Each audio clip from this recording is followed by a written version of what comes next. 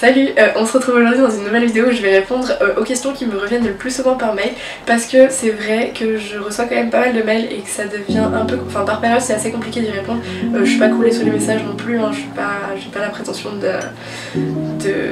pas pouvoir répondre à tout le monde, c'est faux, j'arrive à répondre encore à tout le monde. Mais par exemple il y a déjà plusieurs semaines j'ai reçu un mail avec énormément de questions et je l'ai pas répondu parce que je sais que rien que répondre à ce mail ça m'aurait pris beaucoup de temps. Et donc j'ai décidé de répondre à ces questions en vidéo, comme ça peut-être que je pourrais répondre aux gens qui n'osent pas te poser de questions ou aux questions que vous me posez par mail, et comme ça permettra de centraliser les réponses.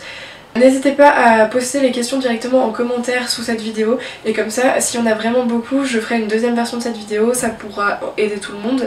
Et il n'y a pas de questions bêtes, il n'y a pas de jugement, pas du tout. Et du coup n'hésitez pas, et si vous voulez me poser d'autres questions qu'en commentaire, vous pouvez toujours m'envoyer des mails et des DM sur Instagram, je suis toujours très contente de vous répondre. Je vais essayer d'être le plus clair possible et de vous lister les questions auxquelles je réponds en barre d'infos, comme ça si vous avez une question en particulier vous avez juste à regarder si elle est bien présente dans la vidéo. Voilà, j'espère que cette vidéo va pouvoir vous éclairer et qu'elle va répondre à toutes vos interrogations et toutes vos craintes pour les études d'architecture. Ok, quelles sont les particularités de chaque école? Pour faire clair, je ne sais pas.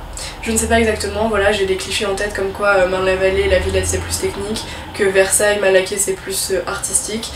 C'est aussi un ressenti que j'ai eu aux Portes Ouvertes, mais déjà je peux vous parler que des écoles parisiennes parce que les autres écoles, je n'ai pas fait les Portes Ouvertes à part Lille. Lille, il y a le paysagisme. Je vous invite tout simplement à regarder sur les sites internet de chacun ou à essayer de trouver les associations étudiantes et de contacter les gens qu'il y a dessus pour leur poser la question, parce que je ne sais pas exactement quelles sont les spécialités de chaque école. Même la mienne, en fait, si je devais vous donner vraiment la spécialité de chaque école, je dirais que c'est une pédagogie un peu innovante, dans le sens où il y a des ateliers différents, où en fait chaque atelier a une pédagogie différente, donc pendant le cursus on peut voir plusieurs pédagogies, et aussi parce que on a un parcours qui est assez modulable, c'est nous qui choisissons énormément de nos cours, donc on peut avoir un parcours vraiment qui nous correspond ou qui nous fait toucher à tout. Après, au niveau de la spécialisation, j'ai l'impression qu'on touche quand même pas mal à l'innovation technologique, on touche aussi pas mal à l'urbanisme, mais je n'ai pas l'impression qu'on a une spécialité différente. Sachez quand même que chaque école a un angle de pédagogie quand même très différente, et que selon les écoles, le cursus ne va pas être le même, mais le diplôme sera le même. Laquelle est la plus artistique? J'aurais tendance à dire Malaquais, mais c'est juste parce que géographiquement elle est à côté des Beaux-Arts. Donc j'ai l'impression, mais j'ai rencontré une fille qui est en master à Malaquais et elle fait de l'écologie et des nouvelles technologies, donc je pense pas que ça soit vraiment quelque chose de véridique. Laquelle est la mieux classée? Comme je vous ai dit, en fait, comme chaque école a une spécialité, c'est un peu dur de les classer. Bien sûr, on a l'impression que Belleville et Malaquais sont meilleurs, sont plus durs à avoir. Belleville, Malaquais et La Villette, il me semble, sont les trois qui semblent être en haut du classement. Moi j'ai pas l'impression, en fait j'ai surtout l'impression que c'est des édifices différents, des pédagogies différentes et des spécialisations différentes. Du coup je pense pas qu'on puisse les comparer entre elles. Mais voilà, sur internet vous trouverez, moi-même j'avais cherché, il y a un espèce de classement selon des paramètres, le classement date un peu. Moi je vous invite vraiment à choisir celle où vous vous sentez le mieux physiquement, dans les locaux, dans la pédagogie, voilà, vraiment de mettre ça de côté. Moi par exemple je me sens très bien dans mes locaux, je me sens très bien dans l'école, et je suis très contente d'avoir choisi cette école alors que c'était pas mon premier choix au début. Enfin selon les a priori que j'avais au niveau du classement, mais je regrette pas du tout, et vraiment en fait les études d'architecture on va quand même passer beaucoup de temps dans les locaux, donc prenez juste les locaux où vous vous sentez le mieux. Laquelle est la plus chère? Alors les écoles nationales supérieures d'architecture sont publiques, c'est les mêmes frais de scolarité qu'à la fac. Il y a 20 écoles dont une privée où les frais de scolarité s'élèvent à 5 000 € le semestre, mais toutes les autres écoles c'est 380, 350 € pour la licence et un petit peu plus pour le master, mais ça reste les frais de scolarité de la fac.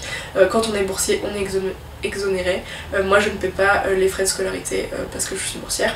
Aussi l'avantage qu'on a en architecture c'est qu'on a très peu de concurrence avec les écoles privées, vu qu'il n'y en a qu'une qui est reconnue par l'État, et du coup ça permet d'avoir une compétitivité assez importante au niveau des écoles étatiques. Quel est le nombre de candidats qui se présentent chaque année et combien sont pris? Je ne sais pas, ça dépend des années.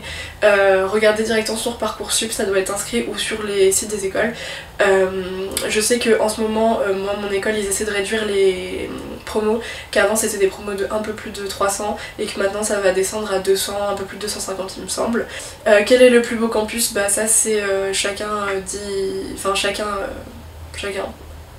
moi j'ai vu les écoles de Paris, c'est vrai qu'il y a des endroits qui sont un peu plus... peut-être plus... Enfin, il y a des endroits qui facilitent l'accès à certains lieux comme les musées ou comme les magasins de fourniture d'art, donc ça peut être bien d'en prendre en compte. Mais moi, mon école, j'aime bien parce que je trouve que le quartier du 13e c'est déjà très intéressant architecturalement parlant, et que c'est un quartier qui est quand même aéré au niveau de la densité, et moi je m'y plais bien. Après le campus de Marne-la-Vallée, bah là c'est vraiment un campus dans le sens où c'est une école et il n'y a pas grand chose autour, il n'y a que les trucs universitaires, enfin il y a 2 écoles, et Lille par exemple c'est à Villeneuve d'Ascq, donc enfin regardez, faites-vous votre propre idée. Au niveau, là ça sera plutôt pour étudier à Paris, donc le prix d'un logement, combien de mètres carrés, quand commencer à chercher, ok. Donc ça vraiment pour le logement à Paris, encore une fois si vous êtes boursier vous avez la possibilité de demander les logements du Crous, c'est assez compliqué de les avoir selon les échelons où vous êtes et selon les demandes, mais il faut y penser. Ensuite les logements à Paris c'est très très cher. Moi actuellement je suis en colocation donc ça permet de diviser les frais et d'avoir des espaces plus grands. Ensuite que vous dire, moi en fait vous pouvez chercher aussi dans les villes de périphérie et pas Paris même. Ça me semble compliqué si vous voulez être seul de trouver un studio à moins de 500 € si ce n'est plus, voilà. Regardez les colocations, il y a énormément de sites, il y a énormément de... même dans les écoles en fait vous pouvez lancer un message dans les écoles pour essayer de trouver des colocataires. Et après il y a d'autres choses qui s'offrent à vous, mais c'est vrai que le logement c'est la plus grosse partie des dépenses et c'est excessivement cher. Quand commencer à chercher, en fait le plus tôt possible. C'est compliqué, en fait j'ai l'impression que c'est quand même beaucoup de chance et il faut être au taquet parce que vraiment les logements à Paris ça part en moins d'une semaine, surtout sur la période de l'été. Pour vous donner un ordre d'idée, moi cette année j'ai commencé à chercher début juillet et j'ai eu début août et ça a été relativement rapide, mais en fait j'ai rien trouvé tout le mois de juillet et vraiment ça s'est fait sur 3-4 jours et là c'est bon, ça a été pris et basta. Donc il y a les particuliers, les agences, à vous de voir ce que vous voulez. Combien faut-il dépenser d'argent par mois pour le matériel, pour les maquettes? Alors, ça va dépendre vachement des groupes. Moi par exemple cette année, ce semestre je ne fais pas de maquette donc je ne dépense pas un centime pour les maquettes. Mais l'année dernière j'étais sur une moyenne de on va dire 20 € par mois, un peu plus, sachant qu'il y avait des périodes où j'avais beaucoup de maquettes à faire et d'autres pas beaucoup de maquettes à faire et que j'en faisais pas énormément, mais il faut savoir qu'il y a des classes où c'était plutôt 50 € la maquette et qui faisaient bien une maquette par mois, donc donc voilà, enfin c'est un budget qu'il faut prendre en compte. Après il y a les coopératives des écoles qui permettent d'avoir du matériel à moindre coût, mais c'est pas encore très compétitif et parfois c'est moins cher d'aller dans les magasins, donc faut vraiment essayer de faire le calcul, mais c'est vrai que c'est un budget à prendre en compte. Combien coûtent les transports annuellement? En fait le pass Navigo donc c'est 300 et quelques euros par an quand on est étudiant, sachant que le Val-de-Marne par exemple rembourse la moitié du pass Navigo. Il y a d'autres départements qui le font il me semble, et voilà. Sachez quand même que par rapport au transport c'est pas excessivement cher quand on voit que dans certaines villes c'est à peu près le même prix alors que les réseaux de transport est beaucoup moindre, mais c'est vrai que ça revient quand même cher. Est-il nécessaire que je fasse une mise à niveau en maths et en physique pour l'année prochaine car je suis en filière économique et sociale? Bon, la question des maths et de la physique revient énormément, en plus maintenant avec la réforme du bac. Alors qu'on se le dise, moi dans mon école je ne fais pas beaucoup de maths et de physique, voire très peu. En première année j'avais un peu de maths mais c'était vraiment élémentaire et c'était de la géométrie. Et sachez aussi qu'en école d'architecture, contrairement à ce qu'on peut penser et ce qu'on vous dit depuis longtemps, il n'y a pas que des filières S, il y a aussi bien des L que des ES que des S. Et aussi il y a énormément de bacs technologiques, il y a des bacs pro, il y a des BTS, il y a des réorientations, donc le niveau en maths est adapté. Et en fait c'est vraiment des sciences appliquées, donc ça va être vraiment concret. et ça va être, enfin c'est totalement différent des maths de lycée. Moi à la limite, si j'ai un conseil à vous donner pour si vous devez choisir vos spécialités, prenez plutôt la physique que les maths, enfin c'est vraiment mon ressenti, donc prenez pas ça pour quelque chose d'institutionnalisé, c'est faux. Moi j'ai l'impression que la physique me sert plus que les maths.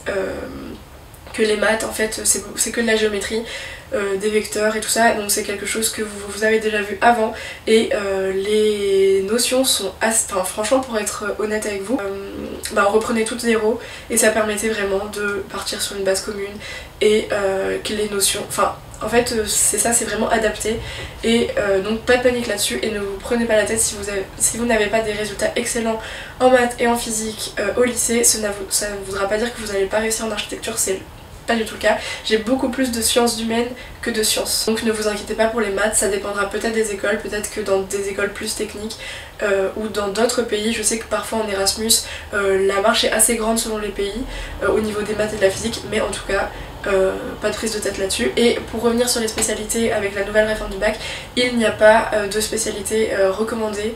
En fait, on va vraiment regarder les appréciations et les notes, et votre motivation, votre capacité à travailler, plus que quelle matière vous avez prise. Vous pouvez très bien prendre anglais et histoire de l'art ou ce que vous voulez. Il n'y a pas de souci là-dessus, en tout cas dans mon école, et j'ai regardé un peu autour de moi aux personnes des autres écoles, et je pense qu'on est à peu près tous d'accord pour dire ça, que si vous prenez pas maths et physique, vous n'allez pas être calé directement avant les entretiens. Est-il facile de trouver du boulot à Paris quand on est étudiant? Donc ça, j'imagine que c'est des jobs étudiants à côté. Non, c'est assez dur, mais comme partout je pense. Mais il y a effectivement des jobs qui sont proposés. Je sais qu'il y a des gens qui travaillent en agence même à côté de leurs études à partir de la 3e, 4e année. Après pour des jobs en général, on peut toujours trouver. J'ai pas de conseils particuliers à vous donner là-dessus. Moi actuellement je bosse je bosse dans des musées en tant que hôtesse d'accueil, et j'ai trouvé ça en déposant tout simplement mon CV dans des musées, voilà. Ensuite, c'est facile de trouver des stages. L'école propose un carnet d'adresses avec les stages qui ont déjà été réalisés, donc oui, ça va à peu près. Il faut aussi prendre le plus tôt possible, contrairement à ce que tout le monde fait et ce que je fais. Mais oui, ça va, surtout que le premier stage c'est un stage ouvrier, les entreprises c'est 2 semaines, donc c'est pas trop contraignant pour les entreprises. Ensuite pour les stages en agence, en fait déjà avec les professeurs de l'école, il y a déjà pas mal de contacts, donc oui, ça va, c'est facile de trouver des stages. Mais il faut s'y prendre en avance et bien faire attention au papier.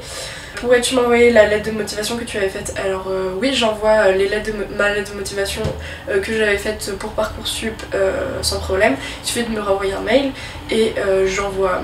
Après c'est une lettre parmi tant d'autres, hein. Je dis pas que j'ai la science exacte, moi c'est celle que j'avais faite tout simplement. J'ai pas de conseils particuliers à vous donner là-dessus, si ce n'est de ne pas rabâcher votre dossier scolaire dans votre lettre de motivation, parce que la lettre de motivation sur Parcoursup est extrêmement courte et votre dossier scolaire ils l'ont déjà, donc essayez plutôt de montrer ce que vous avez fait qui peut vous faire sortir du lot, les portes ouvertes, les conférences, les musées, vos activités extrascolaires, et parce que votre dossier scolaire ils l'ont déjà. Voilà, après j'ai pas de conseils particuliers pour la lettre de motivation, mais je peux vous envoyer la mienne. Et connais-tu des étudiants à Lille et à Strasbourg à qui je pourrais poser des questions? Alors non, mais j'aimerais bien essayer de trouver des étudiants dans toutes les écoles enfin des étudiants qui sont prêts à répondre aux questions, donc je vais essayer de faire ça. Dites-moi si vous êtes intéressés et par quelles écoles, comme ça je pourrais essayer de contacter des gens et de leur demander s'ils sont intéressés pour me répondre après, enfin pour répondre à vos questions. Après j'aimerais bien faire des vidéos dans les autres écoles d'architecture parisienne, et c'est en projet dès que ça sera un peu plus calme pour moi en ce moment, mais là je suis en période de partiel. Enfin j'ai les partiels qui arrivent et les fins de projet, donc voilà, j'espère faire ça au plus vite et j'espère que ça vous aidera. Donc voilà, j'ai répondu à toutes les questions d'Audrey. J'ai reçu un autre mail. Ah oui, je reçois aussi énormément de mails sur les démarches à faire quand on est étudiant étranger pour venir en France, et je n'en ai aucune idée, je suis désolée, je ne sais pas. Moi je suis passée par Parcoursup, je suis passée par par le système français, donc c'est-à-dire Parcoursup, ensuite entretien, Parcoursup, sur Parcoursup ils examinent le dossier, enfin les écoles examinent le dossier, puis entretien. Pour tous mes conseils d'entretien, je vous renvoie à mes 3 vidéos que j'ai faites sur les entretiens. Je pourrais peut-être en faire d'autres, mais pour l'instant je sais pas trop quoi dire de plus. Ensuite, au niveau des conseils, si ça c'est quelque chose que je pourrais rajouter, des conseils pour déjà choisir votre école, avoir des choses à dire en plus aux entretiens et étayer votre culture architecturale, c'est tout simplement, et ça c'est quelque chose qui m'aurait servi et que j'aurais aimé savoir, donc je vais vous le dire, les écoles, toutes les écoles d'architecture en tout cas à Paris, proposent des conférences et des expositions qui sont ouvertes à tout le monde. Donc en fait, si vous regardez sur le site des écoles et que vous habitez en région parisienne et que vous pouvez vous déplacer, tout bêtement vous pouvez venir aux conférences qui sont proposées dans les écoles sur des thèmes super variés. Ça vous aidera à avoir plus de culture architecturale, à visiter les locaux, à parler avec des étudiants, et si vous voulez faire ça à Val-de-Seine, moi il n'y a pas de souci, vous m'envoyez un petit message, un DM sur Insta ou vous m'envoyez un mail pour me dire voilà je vais à telle conférence, est-ce que t'es dispo, et si je suis dispo, il n'y a pas de souci, je vous ferai visiter l'école, je vous expliquerai plus de choses sur place. Donc voilà, si vous avez la possibilité de faire ça, c'est vraiment quelque chose que je vous conseille. Malheureusement c'est souvent en semaine, donc pendant les vacances c'est peut-être un peu compliqué, mais il y a aussi des week-ends comme par exemple les journées du patrimoine ou les journées de l'architecture où l'école était ouverte et beaucoup d'autres écoles étaient ouvertes. Donc c'est vrai que plus vous allez vous déplacer et faire des efforts pour montrer que vous avez envie d'acquérir une culture architecturale ou artistique ou globale, et ça va être mis en avant, et ça c'est quelque chose qui sera vraiment bénéfique pour vous pour les entretiens. Donc voilà, je vous conseille vraiment de vous renseigner. Après je ne le répète, enfin je l'ai déjà répété, mais la Cité de l'Architecture et le Pavillon de l'Arsenal sont 2 musées qui regorgent de connaissances architecturales et d'expositions superbes. Donc c'est gratuit pour les moins de 18 ans, c'est tarif réduit et gratuit pour le Pavillon de l'Arsenal pour les moins de 26 ans, enfin c'est gratuit pour tout le monde le Pavillon de l'Arsenal. Donc je vous conseille vraiment de vous déplacer et de faire cet effort. Ensuite, une question qui revient aussi souvent, c'est la question des moyennes, de la moyenne générale, de quelle note il faut avoir pour aller en architecture, et la réponse est je ne sais pas. En fait je ne sais pas grand chose je crois dans cette vidéo, mais en gros ça va dépendre énormément. Autour de moi, pour m'être renseignée un peu, j'ai l'impression qu'on avait des moyennes quand même assez différentes. Moi j'avais des bonnes moyennes en histoire et dans les matières plus littéraires, et j'avais des moyennes correctes mais sans plus, genre 10-12 dans les matières scientifiques. Ça m'a pas empêché d'être acceptée dans toutes les écoles que j'ai demandées. Il n'y a pas de norme en fait, je pense que les appréciations comptent énormément. Je pense que, parce que moi j'ai toujours eu des bonnes appréciations qui montraient que voilà, que je travaillais et que des fois j'avais des difficultés et que je travaillais quand même, enfin voilà. Donc en fait ne vous focalisez pas sur votre moyenne mais plutôt sur vos appréciations, sur votre capacité à fournir quelque chose en plus de votre dossier scolaire. Et voilà, donc je n'ai pas de réponse sur quelle moyenne il faut, et est-ce que vous passez avec 10, est-ce que vous passez avec 14, ça va dépendre. Autour de moi j'ai l'impression qu'il y avait des moyennes générales à 12, d'autres à 16, enfin il n'y a pas de souci. C'est plus quelque chose de global. Ensuite il y a énormément de facteurs qu'on ne connaît pas sur Parcoursup, comme le lycée d'origine, le département d'origine, le sexe. Il y a énormément de choses qui sont prises en compte, et donc voilà. Comme pour Parcoursup, je ne sais pas quelle stratégie adopter au niveau, parce que je sais qu'on peut mettre jusqu'à 10 écoles, donc est-ce qu'il faut en mettre le plus possible ou pas, ça va dépendre de vous. En tout cas, moi j'avais choisi de mettre que les écoles que je voulais vraiment, donc j'en avais mis que 5 et j'en ai pas mis plus parce que il faut savoir que vous payez aussi des frais pour les entretiens, que c'est exonéré quand vous êtes boursier, mais que c'est quelque chose à prendre en compte aussi. Voilà, j'espère que cette vidéo vous a plu, j'espère que j'ai pu répondre à quelques-unes de vos interrogations, et encore une fois n'hésitez pas à me poster vos autres questions en commentaire, et si on a beaucoup je ferai une deuxième vidéo pour y répondre. Voilà, bonne journée à vous et prenez bien soin de vous.